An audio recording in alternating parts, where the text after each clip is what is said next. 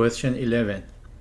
Determine the minimum thread size electrical metallic tubing EMT required to enclose 8 size 6 gauge copper conductors with THHW insulation when installed in a 50-foot conduit run.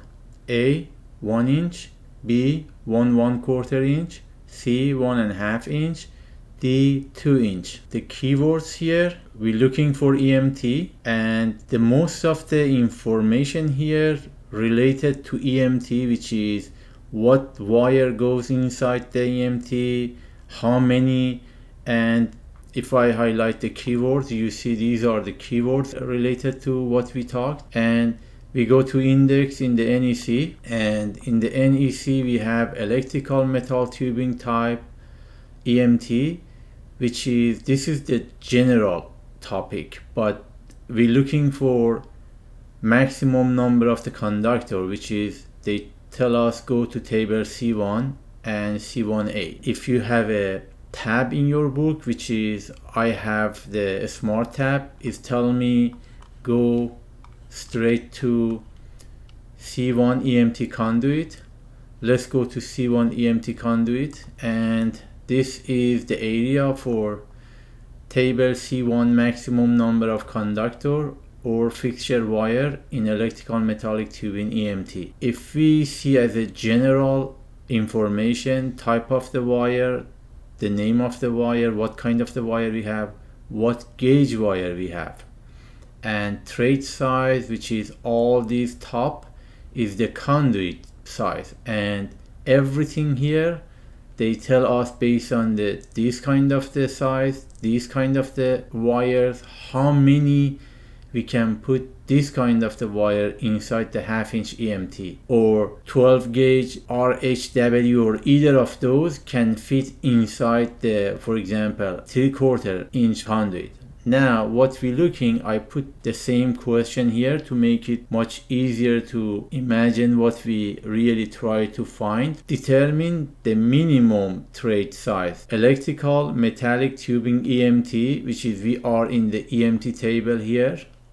Then required to enclose 8 size 6 gauge copper conductor with THHW insulation. The question says THHW insulation wire. Then we find THHW wire. Then tell us 6 gauge. Then in the gauge area columns we find 6 gauge. Then says 8 wires inside this conduit supposed to go. And if I'm going straight for 8 wire, now we're looking for conduit size. If we go all the way to the top, we will find 1/4 conduit is perfect fit for 8 wire 6 gauge THHW. Then this is our answer. Just remember, the length of the conduit was 50-foot conduit. Anything 24 and less than 24 is called the nipple. That's the different story. Just remember, more than 24 inch conduit is all this table is related. Less than 24 is the other story. When we get to the question, I describe everything for you. Then the answer is 1/4, which is B, the correct answer. See you guys in the next question. Question 12. Where exceptions are not applicable, when a feeder supplies a continuous load of 240 amperes, the overcurrent protection device protecting this circuit shall have a rating of at least A. 240 amperes, B. 300, C. 250, D. 275. The keywords here could be either feeder, protection device, and from either of those we can go to see what we can find in the NEC index. If I go to NEC index, I am in the feeder area. The feeders, based on the alphabet, we go from A to O section, which is, if we come down, E, F, L, M, and O, overcurrent protection. 215.3. And if we go from overcurrent devices, they tell us go to see also overcurrent protection. Then we go to navigate overcurrent protection, article 240. The same, we follow with the ABCD to go to feeder, which is F area, and we are in the A, B, C. We just navigate through E, and then should be F, which is 215.3. Let's go and see what this article tells us. 215.3 says overcurrent protection. If you read through, we need this part, where feeder supply continuous loads or any combination of continuous and non-continuous loads, the rating of the overcurrent device shall not be less than the non-continuous load plus 125% of the continuous load. Our question talks about the continuous load. Then what we supposed to do, we just go to 125%, which is 125. 240 multiplied to 125 is equal 300 amps, or 125% is 300 amps, which is, if we back to our question, the correct answer should be B. See you guys in the next question. Question 13.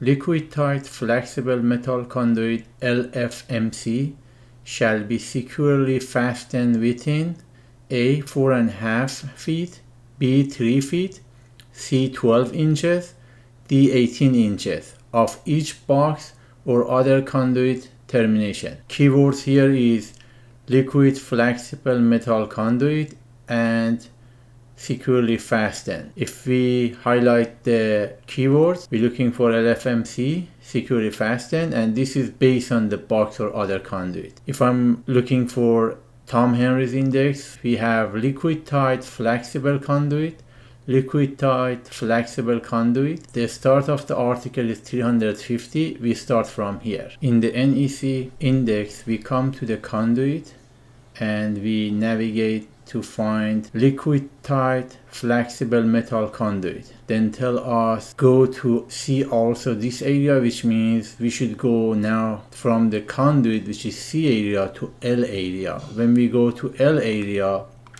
we find the liquid tight flexible metal conduit LFMC. When we navigate through from alphabet A, B, C, we're looking for S area, which is probably the support. And when we go securing and supporting, 350.30. And if we go to the section in the NEC, we just see it says 350.30 securing and supporting. It should be happen based on the A and B, which is A. LFMC shall be securely fastened in place by approved means within 12 inch of each box, cabinet, conduit body or other conduit termination. Then the answer is 12 inch. If we back to our question, which is 12 inch is C, and see you guys in the next question. Question 14. When a pull box contains conductor of size 4 gauge and larger, and a straight pull of the conductor is to be made, the length of the box shall not be less than A6, B4, C8, D12 times the thread diameter of the largest conduit entering the box. The keyword here is pull box, and we're specifically looking for 4 gauge or larger with the straight pull. Let's highlight the keywords. The keywords could be pull box, 4 gauge and larger, and a straight pull. If we go to Tom Henry's index, we go to the pull and junction boxes, article 314.28, page 187. If we go to the NEC index, we go to the pull box. It says see also boxes, junction boxes. Let's navigate through here. We go to 4 gauge and larger, which is exact what we're looking, 4 gauge or larger conductors, 314.28.A. The 6 gauge is 16.C, but our question was 4 gauge and larger. let's go to the pull and junction boxes and conduit body boxes, and conduit bodies used as a pull or junction boxes shall comply with 314.28 A through E. A talks about minimum size. You can read through, but what we're looking after you reading here, they tell us for a straight pull, we should come here. In straight pulls, the length of the box or conduit body shall not be less than 8 times the metric designator trade size of the largest raceway. Then what we're looking is shall not be less than 8 times. Then if we go to our question, the answer is C, and see you guys in the next question. Question 15. Conduit nipples not over 24 inches long may be filled to a maximum of A. 30%, B. 40%, C. 54%, D. 60% of their cross-sectional area. The keywords here is conduit nipples generally is not over 24-inch long, and let's go to see what we have in the Tom Henry's index and the NEC index area. In the Tom Henry's we have a conduit nipples fill 60%, which is this is the correct answer. You can stop here and go to the next question if you have a similar to this question. As you can see here, the correct answer is D, 60%. Some of the information in the Tom Henry's index is the final answer. You don't need to longer go and digging inside to NEC index or other place. That's the answer. But if we go to NEC index also tell us go conduit nipples chapter 9 note 4 conduits. When we go there, we are looking for note 4, where conduit or tubing nipples have a maximum length not to exceed 600 mm, 24 inch, are installed between boxes, cabinets, and similar enclosures. The nipples shall be permitted to be filled to 60%. Period. That's the answer.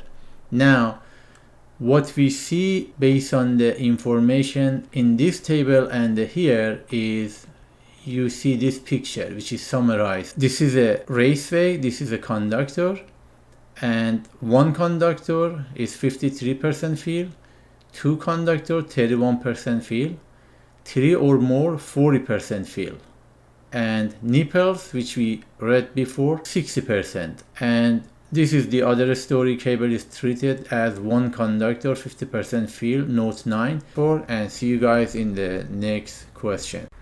Question 16.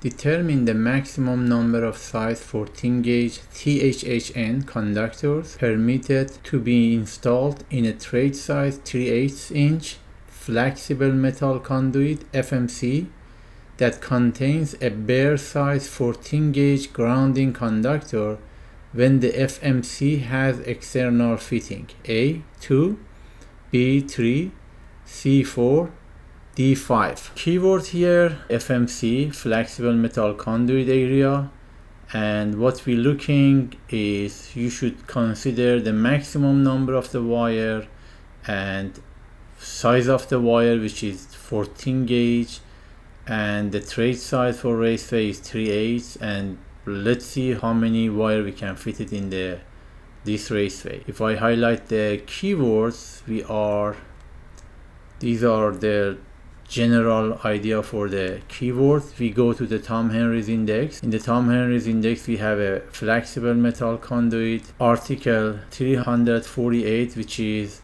generally Tom Henry NEC cycle changed the book to different version. Probably here didn't change the page, and probably this should be based on the 2017 code, but anyway, is article 348 page 207. In the NEC code, if we go to find the same thing which is in NEC index, we have flexible metal conduit article 348, and we have three areas to find what we're looking. Maximum number of the conductor and fixture wires in the table C3 and C3A, number of the conductors, number of the conductor. Then Let's go visit which one give us the answer. In my code book is the area is flexible metal conduit C3. Then we go to C3 here, maximum number of the conductor or fixture wire in flexible metal conduit, which is we should looking for a type of the wire here. We should looking for gauge, and these are the conduit side, which is we had, I guess, question 11 we did the same thing and we found the same thing. And let's go to the next page. In the next page I did the same thing. I brought the question here, and for each section we put the information. Let's read through. Maximum number of the size 14 gauge, which is 14 gauge is number 1. We just find the gauge of the wire here, 14, number 1. Conductor number 2, which is when we come here THHN, and permitted to be installed in a trade size of 3/8. If we go from here number 3, we go to the 3/8, which is this column. If we come down and if we go right, they give us the maximum 4 wire.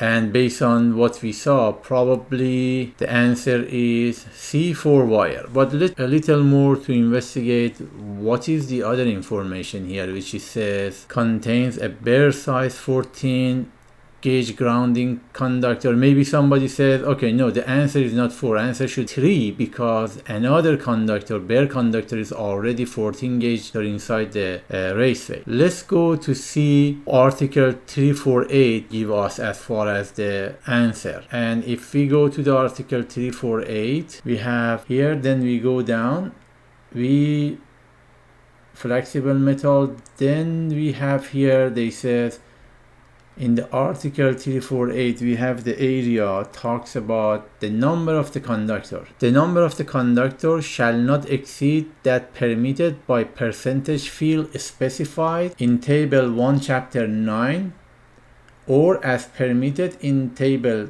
348.22 or for metric designator 12 millimeter trade size 38. We exactly looking for 3/8 based on the question asked us, and they said go to the table 348.22 for this size, and the question was based on the trade size 3/8. Let's go to the table to see what we can find.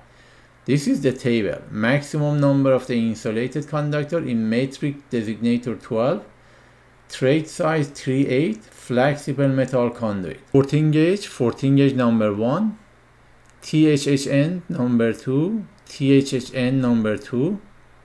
If you see there, conductor permitted to be installed in a trade size 3/8 inch, which is, this table is specifically for 3/8. You can see there. Flexible metal conduit FMC that contains a bare size 14 gauge grounding conductor when FMC has external fitting. External fitting in our question, actually you see in the number 3, I just highlighted. Number 3 is external fitting, which we see here. And if we cut the same way, if we come down and from this side, we just come all the way to the right side.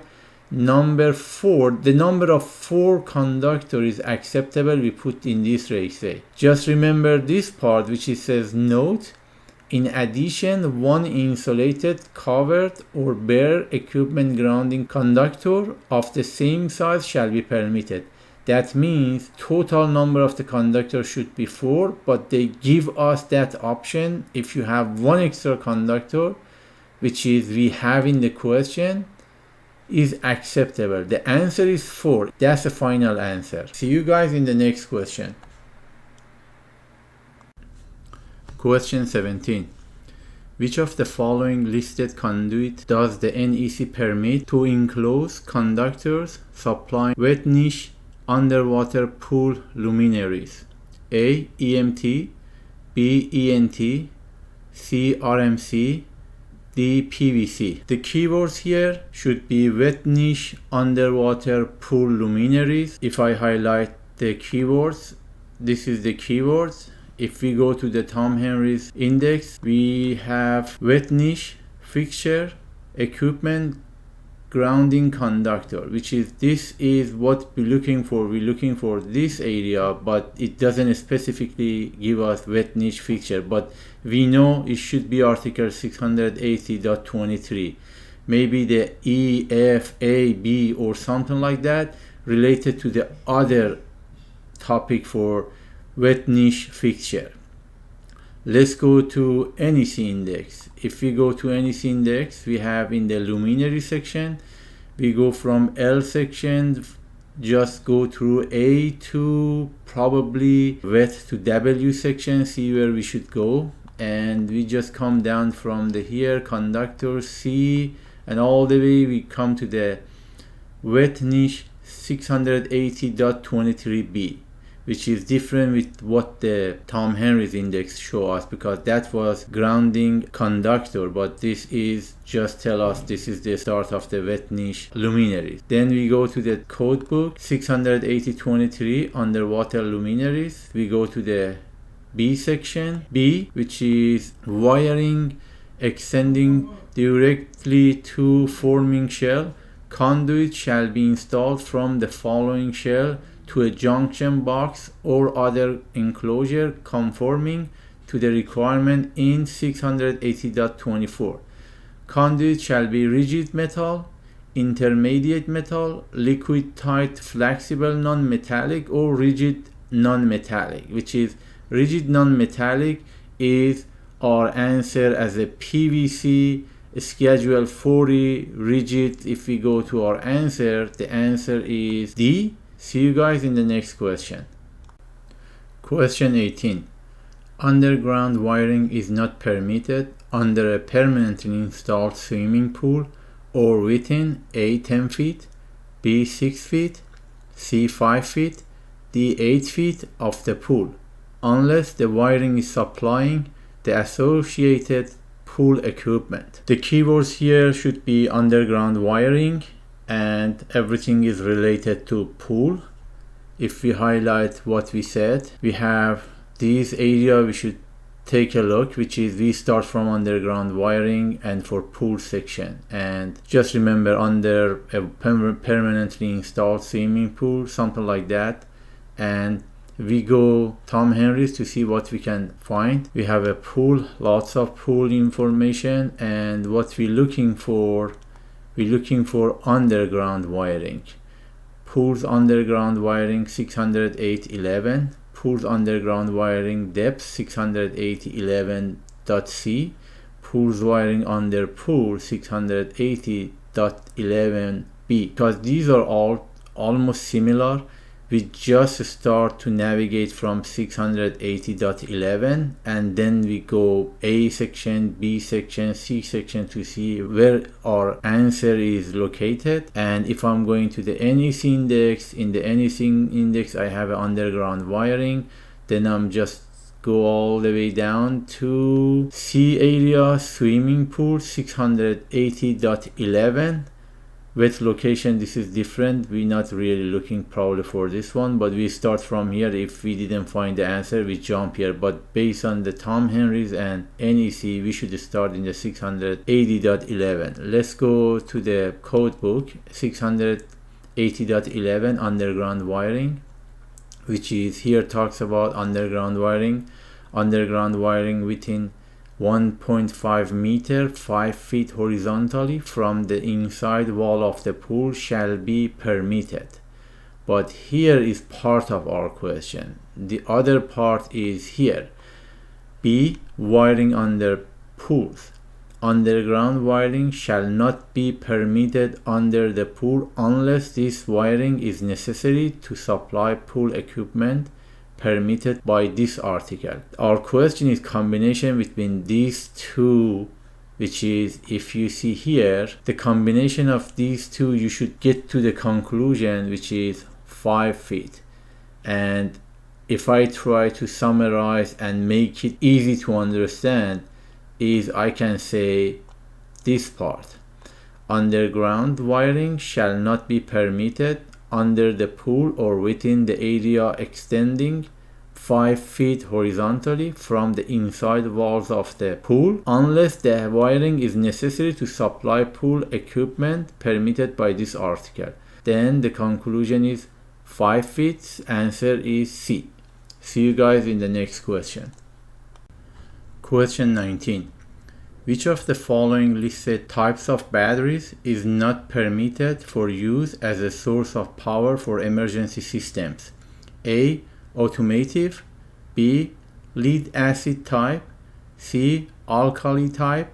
D. All of these. The keyword should be probably where we should start emergency system, and either emergency system or batteries, either of those should be help us to find the article we are looking. If I highlight what I said, we have emergency system, we have batteries not permitted or batteries area. Let's see what we can find. If I'm going to Tom Henry's index, the Tom Henry's index, we go to emergency section. In the emergency section, we have emergency system battery 700.12C. If we go to NEC index, is really very difficult to guess where we should go, because we should go to storage batteries, and from storage batteries we just go through to emergency system 700.12C, and this is the difference between NEC index and the Tom Henry's. It takes a long time. You guess you should go to storage batteries or batteries area and find the correct article. But anyway, let's go to the article to see what we have. If I'm going to article part 3, source of power, which is 700.12, we should start, and if we just scanning through to see where we should go, we come to here, storage battery. A storage battery shall be of suitable rating and capacity to supply and maintain the total load for a minimum period of the 1.5 hours without the voltage applied to the load falling below 87.5% of the normal. Automotive type battery shall not be used. Then the answer for our question, which says batteries is not permitted for use, is automotive battery, which is A is the correct answer. See you guys in the next question. Question 20. In new installations, the minimum working space the NEC requires between a 400Y 277 volt switchboard and a 480 volt motor control center when facing each other is A. 3 feet, B. 3.5 feet, C. 4 feet, D. 6 feet. If we try to find the keywords, definitely the keywords is something like working space, and we have two different things, switchboard and motor control, which is when we go to the article section, we can figure out what we should looking and what option we have. But if I highlight what I said based on the keywords, you have Tom Henry's index, we have working clearance, working space, which is what we're looking, probably working clearance, because we're not looking for working space floodlight, working space receptacle. Definitely we should go 110.26A to start our journey to see where is the answer is. If I'm going to NEC index, in the NEC we're going to working space, then we go from the A section to probably S section to switchboard 110.26, and if we couldn't find here, we go 408.18. and let's go to the code book. In the code book, 110.26, 1000 volts nominal or less, which is exactly the question was 480Y 277 and 480 volt. Then we are in the correct section, and when we reading through, what we're looking is the question asks us the space between these two when facing each other. That means the distance between these two live parts, what we should have, and they refer us to this table. And if I try to summarize what the question one by one. In a new installation, the minimum working space, which is this table, working space minimum clearance distance. The NEC requires between a 480Y 277 volt switchboard and 480 volt motor control center. Number two, these switchboard and this motor control goes to the column area nominal voltage to ground 151 to 600 volt, and when facing each other the facing condition is here. Condition 1, condition 2 you can read through, but what we're looking is exposed live parts on both sides of the working space, which is the question says when facing each other because this is energized and this is energized, they both is a live part. And if we go the condition 3 column down, the voltage we have nominal voltage, we go right side, the distance should be 4 feet apart.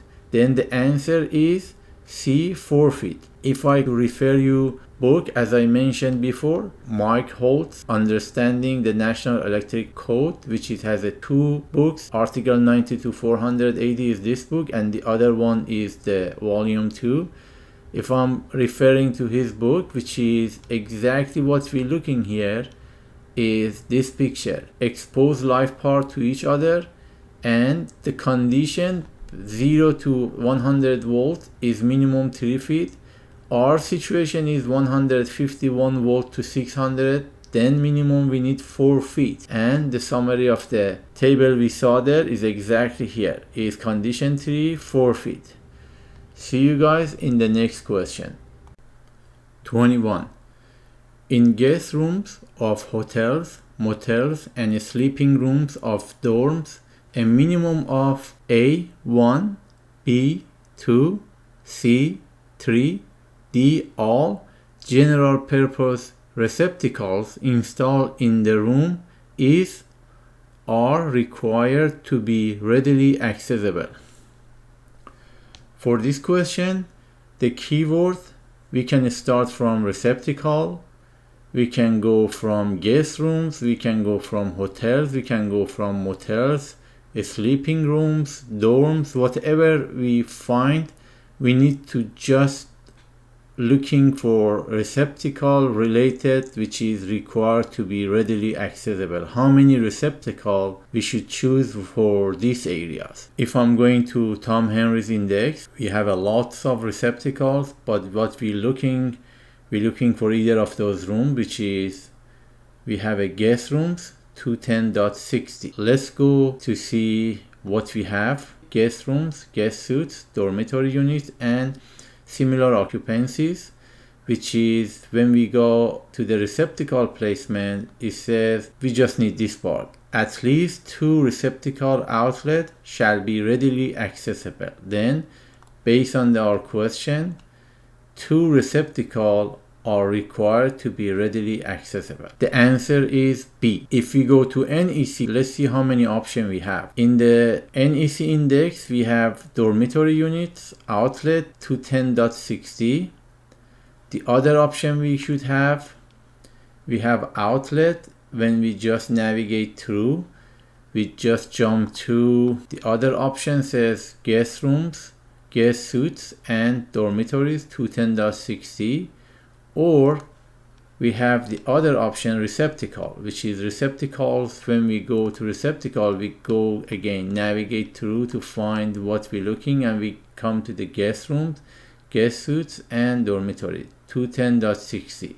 Then from NEC we can find 3 locations to get to the article 210.60 and find the answer.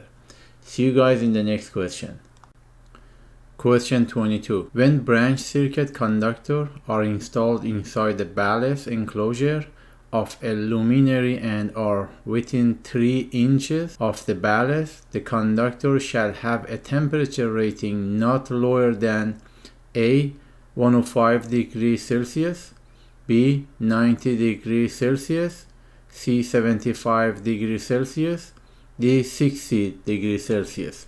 We're looking here for branch circuit conductor and a ballast, which is, if we highlight, we have branch circuit, ballast, and the start point should be ballast for branch circuit or branch circuit for ballast. Let's see what we have. If we go to Tom Henry's index, we're looking ballast conductor within 3 inch. This is exactly what I like the Tom Henry's index. Sometimes give us a specific what we're looking. Article 410.68. Let's see what we have here. Feeder and branch circuit conductor and ballast. Feeder and branch circuit conductor within 75 millimeter 3 inch of a ballast LED drive power supply or transformer shall have an insulation temperature rating not lower than 90 degrees Celsius, 194 Fahrenheit, unless supplying a luminary marked as suitable for a different insulation temperature. Our answer should be 90 degrees Celsius, which is, if we go to the question, is B, 90 degrees Celsius. If we try to find the same question for the NEC index, if I'm going luminaries, article 410, when we go navigate down, we have the closest area we should see as a branch circuit, which is, we have 3 options, and is very difficult in the exam. You go to this article, you don't see your answer, jump to this article, definitely not your answer there, then at the end you come to this article, which is, as I said, Tom Henry's is really specifically give us the location, and sometimes the answer is in the index book, but not always, because we saw in some question the NEC give us more options. See you guys in the next question. Question 23. When a size 4 gauge or larger conductor enters a panel board, which of the following must be provided? A bounding jumper. B, a grounding clip. C, an insulated bushing. D, an insulated grounding conductor. The keyword here should be size 4 gauge or larger conductor enters a panel board. I believe this question is more field experience than we go to index, because in the index there is a variety of area you should go, and still we cannot sure we go to the correct article to find the answer. But if we go to definition of either of those, we can say a bounding jumper is used for bounding purposes, but is not specifically required for conductor entering a panel board unless specified for bounding requirement elsewhere. Then this is not the correct answer. B, a ground clip. A ground clip is typically used to attach a ground wire to a metal surface. It is not a requirement for the entry of large conductor into a panel board. Then B is wrong. C, an insulated bushing. According to NEC 304G, when 4 gauge or larger conductors enter a panel board, an insulated bushing or its equivalent must be provided to protect the conductor from physical damage. Then the correct answer is C and NEC article 300.4G. And finally D, an insulated grounding conductor. This related to grounding requirement and the insulation of the grounding conductor itself. It is not specifically required by the NEC 304.G for conductors entering a panel board. If I'm jumping to EC&M magazine, which is, you see the picture from Mike Holt's 2017 edition. The summary of what we said is here, which is conductor 4 gauge and larger must be protected by a fitting that provides a smooth, which is, we're talking about this blue fitting, rounded insulating surface such as insulating bushing, article 300.4G. Then this is the correct answer we're looking, and see you guys in the next question. Question 24. Class A1, B2, C3, D4. Locations are those that are hazardous because of the presence of easily ignitable fibers or where materials producing combustible fluids are handled, but in which such fibers fluids are not likely to be suspension in the air in quantity sufficient to produce ignitable mixtures. If we highlight the keyword, we have class, combustible fluid, or ignitable fibers, which help us go to NEC index and Tom Henry's index. But remember, we said in the probably one of the question, in the NEC index, you don't need to go to class area, you just need to go to hazard classified location, which is tell us class 1, 2 or 3. Now let's go to the Tom Henry, see what we have in the Tom Henry's, which is from here we get to the answer, which is class 3 is location for ignitable fibers, and done. You back and say class 3, C is the answer. The class 3 location. Class 3 locations are those that are hazardous because of the presence of easily ignitable fibers or where materials producing combustible fluid are handled, manufactured or used, but in which such fiber fluids are not likely to be in suspension in the air quantity sufficient to produce ignitable mixture. Class 3 location shall include those specified 505 D1 and D2, which is this is exactly the copy of the question you see word by word here. But if we referring to the what we saw in the NEC, referred us to go to the article 503. If we go to the article 503 and we read through, we have class 3 division 1 and 2 locations where fire or explosion hazards may exist due to ignitable fibers flying. Then the correct answer is C, class 3 location. See you guys in the next question. Question 25.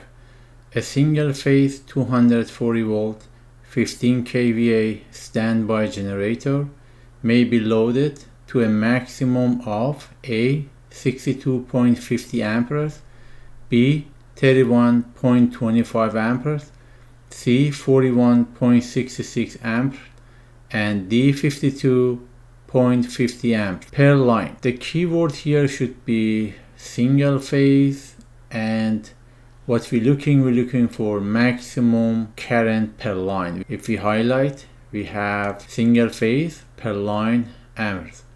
And if you remember power triangle, we are power, we have current, we have voltage, which is, if you remember the triangle formula, we're looking for I here, then P divided by V. Here we have P, which is 15 kV, which is 15 multiplied to 1000 give us 15,000 volt amp, and the voltage here, as we see here, the voltage is 240. When we divide each one, we get to the answer, and I summarize here what we should do. First, we identify the keyword single phase 240 volt 15 kVA, and we have the formula the same, 15 multiplied to 1000 divided 240, and when we divide 16.5 amps is the maximum amp per line for this question. And there is an article in the 220.5b which is talks about the calculation should be permitted to be rounded to the nearest whole amp with decimal fraction smaller than 0.5 drop, which is we don't have any issue because it's the same 0.50. And remember, if our answer is 62.5 amp, which is based on the question, A is correct answer. But if the question says a three phase, and let's see what's happening in the three phase, the formula change a little, and if we try to do the same for three phase, just remember in the formula we have a square root of 3, which is this is the difference between single phase and three phase formula. I mention here because when we are in the same subject is easier to digest rather than you memorize many formula in the different area or mind is not really ready to grasp. This is the conclusion for first 25 questions, and I hope you enjoy. My goal is for the next 25 questions we get the help from the ChatGPT to see how the ChatGPT can tutoring us for our exam, for any issue or question we have. And see you guys in the future lesson. Have a great day.